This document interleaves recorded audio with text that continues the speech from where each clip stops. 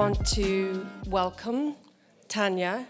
Tania is working in sales, and I think it's a really interesting topic to talk about for us because very often we're working tirelessly on developing and trying to produce and get our projects made, and we're not, as producers certainly, or as studios, always thinking about what's happening with the project and where is it going. And of course we think about our audience when we're developing the content, but the actual sales end is so crucial to how it all works.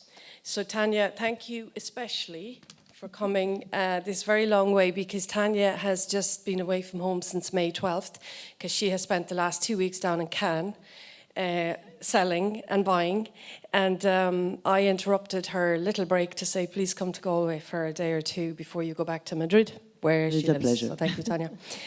So Tania, just to give you a little background, Tania Pinto De Cunha, I hope I'm saying it right. Very good. Yeah, okay. So welcome, Tania. You started in the business in 1997. Working for prestigious companies such as Pathé International, Hanway Films and Lola Films. You've worked as a director of sales and acquisitions.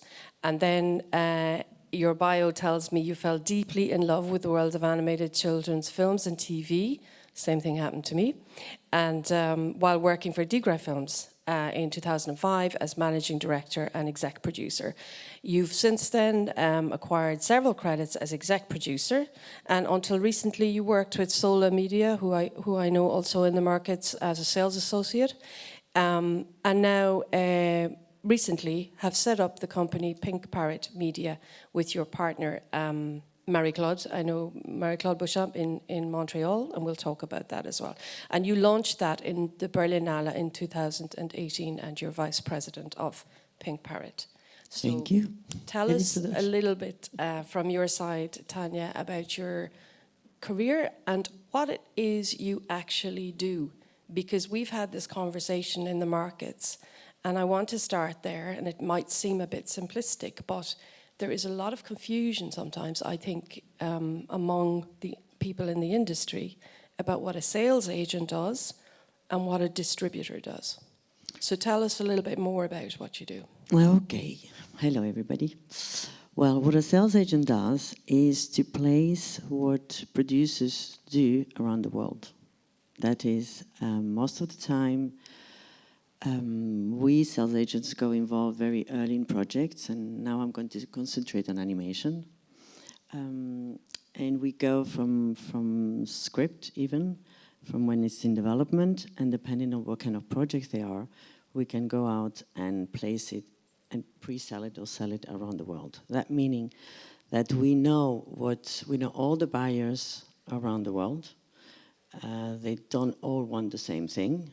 But when it comes to family animation and commercial, it's pretty much the same, but not all producers want to create that. So I think the important part that we have as international distributors or sales agents is to convey that to the producers. Because depending on what they want, then we can tell them this will work here or will work there. So that's a little bit, and obviously a distributor is, each country has their own domestic distribution, and we reach out to them. Is that a little bit, the thing is that when you know what you do, it's so easy for us, but it is true that a lot of time people say, but what is it? So you're selling directly into broadcasters and also into cinemas. Yeah. No. Distributors. Yeah. When it comes to TV series, we reach out to the broadcasters and platforms, but at the moment they're not really there. They're not really active, let's say. Yeah. When it comes to feature films, we reach out to distributors, which are people that buy all rights. So basically they will take the feature film, they will take a license for between 7 to 15 years, Then you have big companies that they want it for 20 or 25, but we don't give them for that. And then each of them, like let's say I will sell this project to France. So if it's a feature film, it goes directly to a distributor in France, let's say Metropolitan, and they will take all rights for the film for 15 years, and they will exploit all rights, starting for theatrical, and then going to all the other windows. And then for that, they will give you an MG, which is a minimum guarantee. And then once they release the film and they start getting the money from the release, they will take that MG, recoup that MG, and then there is a royalty structure of the percentages of theatrical, some commission from the TV sales, from the home entertainment, if they still exist, from SVOD, so it's all that chain. And that is all handled by the sales agent. And the sales agents will collect all of that, will take its commission, the expenses that we've had during the sales, and we give the rest to the producer.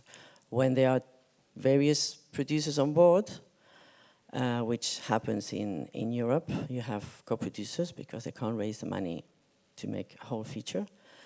Then what we do is most of the time they have a collection account, and then we, sales agent, we pay into that collection account, which is going to distribute the money to each of the producers. Okay, so that's More than what you wanted. no, that's great. But just to broadly outline how that works, because I think some people are not across that sometimes, and it's nice to show, you know, how it works, how it operates, and how people can recoup, and how people how it goes back into the financiers. As a sales agent in that role, then, are you working on a commission basis in your sales, Yes. or do you charge? How do you interact with the producer on that side? Most of the time, sales agents, we work for a commission. Mm-hmm. Now, it depends how we get involved into the project. So if a straightforward project already has mostly the finance done, then we come in as a sales agent. Sometimes we would give an MG, like in advance of what we estimate that we can make, and sometimes we don't. If the film is almost completed and there's no need, so obviously all the sales will go directly as a benefit for the producer. But a lot of times the sales money is needed for the financing. Mm-hmm. So that's when we would come in and we will secure an MG, or sometimes it's also not many producers attached and there's a big budget, so we can also help them to package for another commission. So if let's say the film needs another 4 million, and we find it by finding the right producers that have that access, then we get a little commission as well. But in general, it's we acquire, and I think that's okay. Yeah. So sometimes you offer an MG if it's needed for the financing. Yeah. And sometimes if the financing's more complete, you don't put that into the pot, but you work off commission, a percentage of your sales. And also if we give an MG, we tend to have a higher commission because we have higher risk. If we don't, then we lower our commission. So that also sometimes it can be interesting. Actually, I had recently, there was a case of a big budget movie, and there was a big gap, and they were considering either go hand by hand with a sales agent, very close, so obviously without no minimum guarantee, no big money, but with a very low commission, or then expecting almost to fill up the gap. So there was completely two different perspective of the possibility of getting involved. But it is sure that there are some producers that try to do what we do, and they ended up realizing that we still have a big role in the whole circle of making a film and getting it out there in the cinemas or in the TVs. And you're speaking, of course, here broadly about, well, specifically about the kind of financing models around selling and acquiring when we speak about film, right? We can speak Yes. about TV in a moment, but in financing a film, there's funding coming from various countries in a co-production, and then maybe there's a need for a world sales agent who will bring an MG to finalize the gap. Yeah, and also to show the interest around the world. So basically, when each of the producers or in their country, they're going to go and access their funds, or even private investors, they say, okay, you have this, but what's the value of this? You know, how is this going to work? You have this film, you're going to sell it, how much is worth? So that's what we do. We estimate from the budget, from the studios, from many other things, we estimate how much that project can be sold around the world. And we have like an ask and a take, or a high, medium, and low.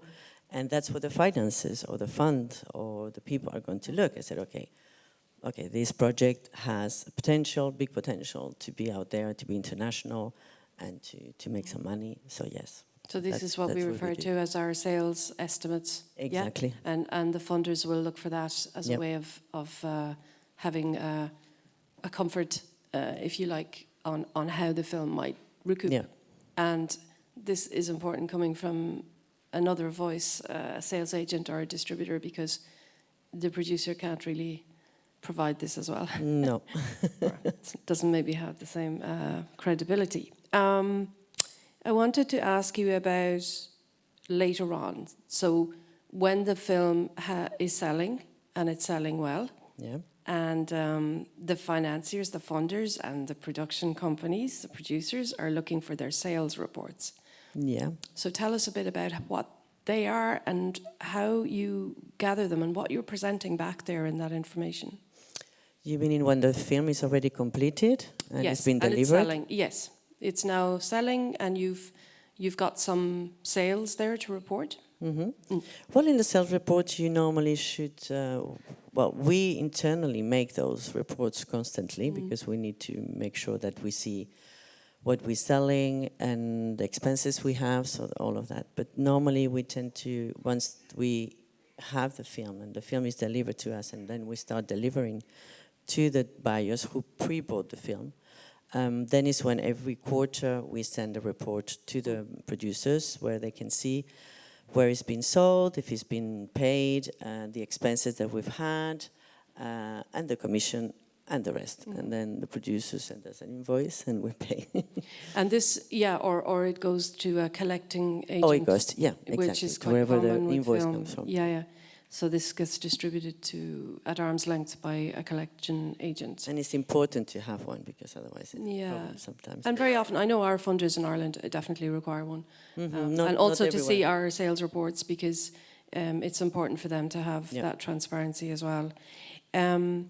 So one thing that has come up, I know in my own work, is when people are financing and they need to pre-sell themselves a few countries in order to complete the financing plan for the film. At what point does it get difficult for the sales side to make the sales side work? You know what I mean? If you've too many countries pre-sold into the financing plan. Okay, but those pre-sales are also made by the sales agent, right? No, in some cases where the producers are still financing, let's say. Yeah. So they have their home territories as normal. Yeah. And then maybe they also need, because they have a relationship there, they will sell France maybe, or they will sell Spain, or they will sell another country that's not direct. In the production. And because they need to bring in that MG to close the financing. And this happens, I know it has to happen sometimes, but then this can affect, obviously, the way you can sell if there's too many territories sold. Yeah, that's what we don't like. Yeah. We only want to take we normally will have the producers, let's say it's a co-production between Ireland, Germany and Belgium, and that normally all of those territories stay there outside, we take the world excluding that. Now, if there is a need to have more territories put into the financing, it's something that we can actually do. So we will put it in a different scale in how we recoup. So you will have a pre-sale that will go into the financing, so that commission of ours maybe will be delayed, or we decide with the producers we're going to take 2 territories. There are some territories that pre-buy very early, and like now we're in 24, and I have buyers that are looking for projects for 27 because they're almost full, 25, 26, because they are pre-buying. It's not that they have the films, but they have made commitments to sales agents that have projects that will come in 25, in 26, in 27. So then we decide which territories. We'll say, okay, we're going directly to this one. We have 2 or 3, and those will go into the financing of the film. And then we change the commission, and then we do the rest.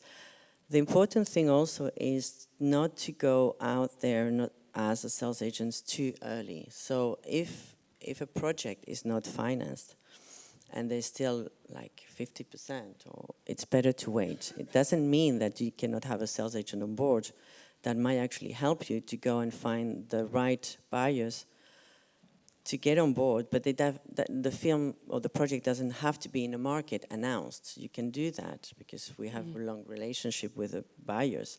So I just call my Polish buyer and then they say, well, listen, I have this project. Would you want to come on board? Doesn't have to be during the market.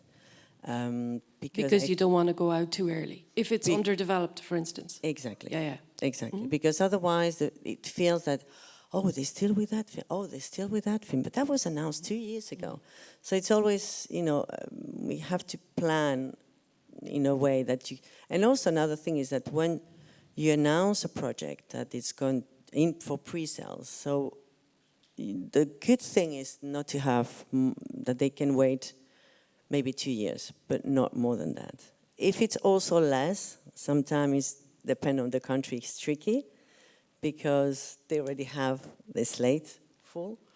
But between 1.5 years and 2 years, that's the good gap to start really launching the sales, the pre-sales of a project. I'm always talking about feature film, obviously. We're talking about feature still in this context, yeah. And also, and I heard this for different reasons in the market in Cannes. Also this year I was there with Nico, but being late. Yes. And we weren't late, by the way. No. But being late is really dangerous, actually, for the sales side. Yeah. I just had that. I had a seasonal film for Christmas that was supposed to be delivered last year in August. And I had like 10 territories sold with dates to release in Christmas 2023. And they couldn't. And in June, I was talking to the producer, yes, everything is going to be ready. And in August, they announced me they're not on time. And thanks to the relationship that some sales agents have, I had to make phone calls, video calls to see their faces, and every buyer stayed on board except one. And another one that won a reduction. Everybody else say, well, those things happen, it's not your fault, and they stayed on board, they didn't cancel. But there was a risk that they could cancel the deal because they were planning for a film for Christmas 23, and they ended up with a film for Christmas 24, when in 23 there were not a lot of Christmas films, and in 24 they are. So it was also that on top of it. So seasonal films, it's very tricky. You really need to make sure that you're going to plan. I guess it's especially Christmas more than anything else, because that's a particular case, yeah. Some films like Halloween, if they're monsters, you can still place them somewhere else. But a Christmas film, I mean... So due to your good work and relationships as a sales agent, Christmas isn't cancelled, it's just postponed, is it? Exactly. See how important they are. So in other films, maybe some flexibility, but also because it's such a competitive space, right? There's so many films, there's so many projects coming out that if it's late, you know, a distributor will just pick up something else, right? Or they find it, or even if they have pre-bought it in advance and you are late, they have to push their slots. And sometimes they find a really right slot, but then the film is not there on time, so they have to push it, or they have to wait a few months. So it's very important that to try to stay to the deadline. And about this Christmas film, I still don't have the full delivery. Oh dear. So Christmas is still in jeopardy. Listen, it's something to bear in mind, though, because often we have this conversation, you know, particularly I think for the production side of our teams and for the line producers, you know, it's such a crucial job they do, and they're not just there to nag you, but really keeping it going in the right schedule, because it's contracted to deliver to Tania or wherever, is real in that sense. I just want to switch away now from that and talk about the more creative aspects of the work. How you approach the project, how you find and look, what kind of projects you look for to acquire, and what, you know, what really shines for you? Well, we like to get involved early, because we think that we can bring inputs into the story in a way, especially because we know the international market. So we know certain things that will be crucial in certain places, or things that would not really work in certain places. So I think it's always important. And what I look for really nice stories, humor. There's something that Marie-Claude always likes to say, which is the 3 H, which is humor, heart, and huggability. And that seems to be, well, that's something that works around the world. I tend to always look for things that will work internationally. In some places more, some places less. Unfortunately, 2D animation is something that I love, but it's hard to sell internationally, whereas CGI is, CGI tends to be seen as commercial, whereas 2D tends to be seen as more artistic. Artistic. So the distributors are different. The distributors that buy commercial CGI are the big ones. The ones that buy 2D, they are the art house distributors, that they do with the dramas, or the smaller. So it's completely different story. But this is a way of thinking, as opposed to, you know, what can be real in a project, because a 2D project can be very commercial. In reality, it could be, I mean. Yes, but they just don't, most of the buyers don't see that. They just go through the catalog and they see something in 2D and say, oh, no, not 2D. Okay, what do you have in 3D? It's kind of brutal, but I'm afraid it's still true. I don't know how we can kind of push that and educate as creators, but it's something to bear in mind, I guess. I think it's just, it is happening slowly that you get more and more films. The big studios, I guess, if they start going into that, everybody else will follow. Unfortunately, that tends to be.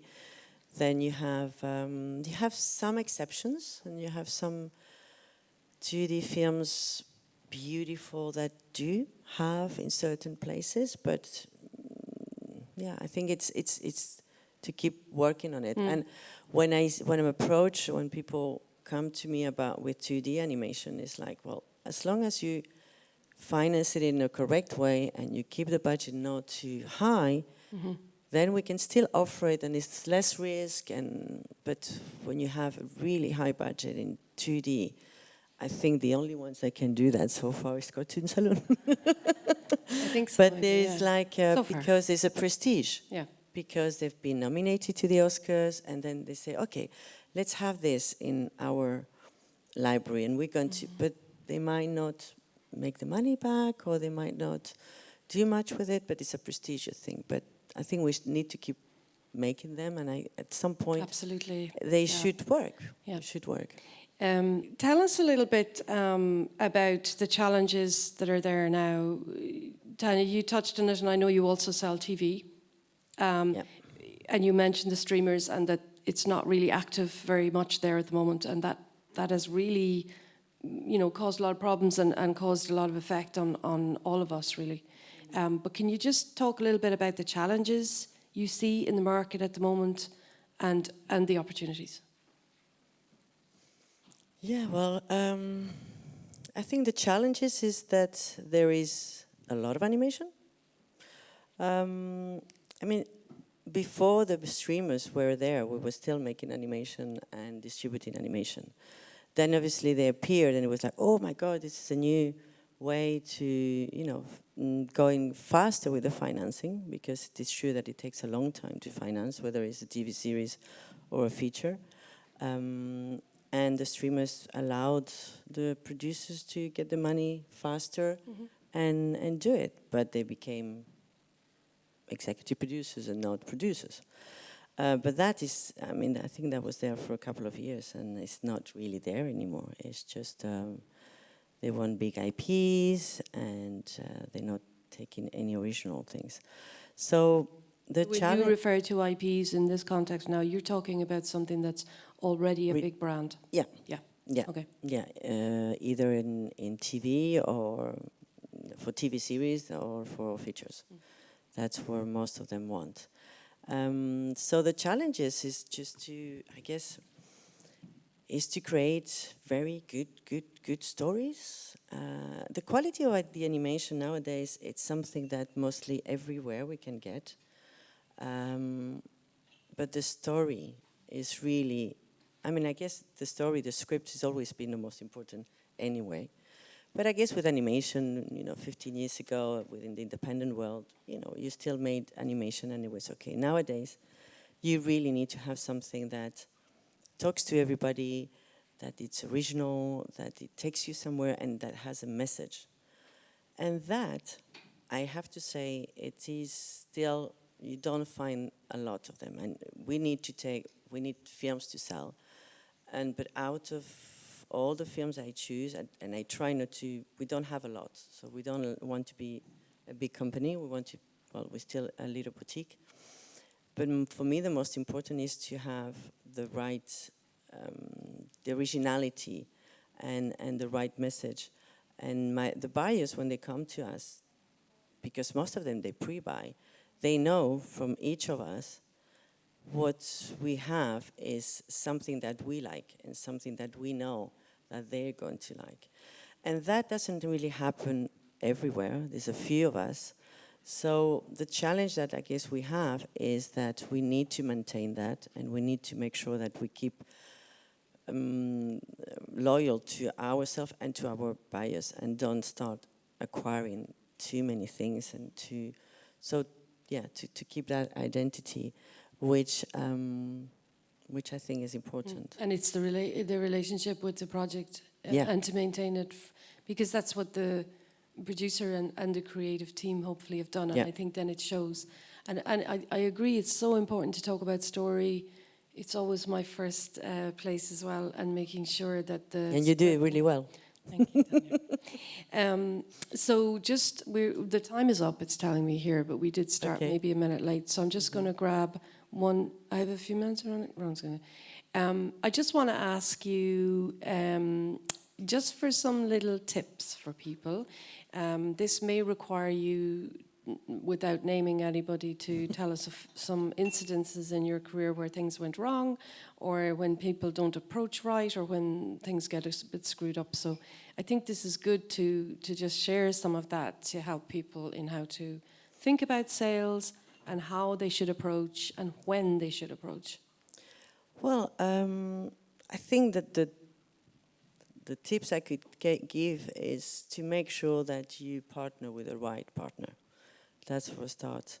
Whether it's your co-producers and even your sales agent. But I think for the bad situations we've had, most of the time it's come because of not everybody being in the same team. So, there was somebody who said, when you're looking for a co-producer, always find, you have it in front of you before you marry that producer.